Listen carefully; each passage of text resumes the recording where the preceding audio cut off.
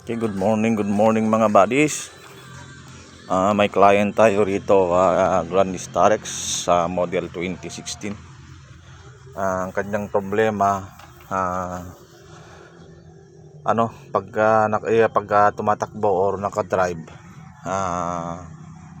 okay lang siya pagka hanggang 1.5 yung RPM niya. Pagka aabot na ng 1.8 to 2,000, pag diinan mo pa yung gas, parang sakal siya. Kumbaga parang walang galit. 'Di ba, kung gusto mo sana mag-overtake, tapos syempre automatic, kasi automatic. Syempre sa arangkada, dahan-dahan, tapos biglain mo ng pag gusto mong arangkadahin o mag-overtake, biglang parang mamamatay pero wala namang palya.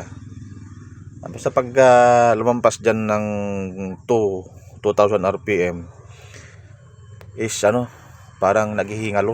Kumbaga pagka walang galit, parang yung taong pagka gusto mong sumigaw, hindi ka makasigaw. Yun ang problema nito. Pero pagka nakapark naman, example ganyan, nakapark, tapos start mo, apakan mo yung gas, diinan mo ng isagad mo, aabot naman dito ng 5 hanggang 5 pag nakapark. Pero pag tumatakbo na, hindi na aabot, hanggang lang 1.5.